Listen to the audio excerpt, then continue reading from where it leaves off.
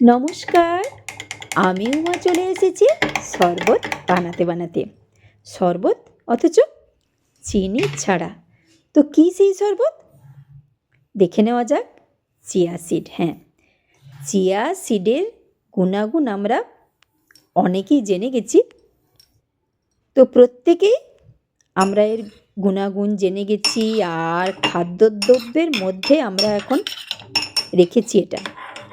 তো 1 চামচ chia seed জলে ভিজিয়ে রেখেছিলাম সারা রাত্রি, এরকম ফুলে ফেঁপে এরকম হয়েছে। তো এটা দিয়েই বানাবো আজকে শরবত। তো এই শরবতটা চিনি ছাড়া। যাদের সুগার লেভেলটা একটু হাই তারাও খেতে পারেন, যারা মোটা থেকে রোগা হতে চাইছেন তারা, আর যাদের অল্পেতেই ঠান্ডা লেগে যায় তারাও অবশ্যই ট্রাই করে দেখবেন। তো আমি এখানে চিয়া সিডটা নিয়ে নিয়েছি একটা গ্লাসের মধ্যে। তো পাতিলেবুর রস দিয়েই আমরা সাধারণত খালি পেটে খেয়ে থাকি। তো আজ আমি এখানে মেশালাম কমলা লেবুর জুস। তো এখন শীতকালে তো অনেক কমলা লেবু পাওয়া যায়, তাই আমি এখানে একটা কমলা লেবুর জুস মেশালাম। আর মেশাবো মধু। হ্যাঁ, তো যাদের সুগার লেভেল সামান্য একটু, তারা মধু খেলে অতটা ক্ষতি হবে না।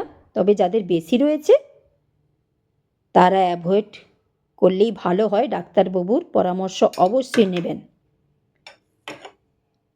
আর যারা মোটা থেকে রোগা হতে চাইছেন তারা তো অবশ্যই খাবেন মধু। আর যাদের ঠান্ডা লাগার সমস্যা রয়েছে তারাও অবশ্যই খাবেন। তো কিছুটা জল মেশালাম, গরম জল নয়, নর্মাল ঠান্ডা জল। ভালো করে মিশিয়ে নিচ্ছি। তো আর মেশাবো একটা খুবই উপকারী জিনিস, স্বাস্থ্যসম্মত, আর ফ্লেভারটা ভীষণ ভালো হয়।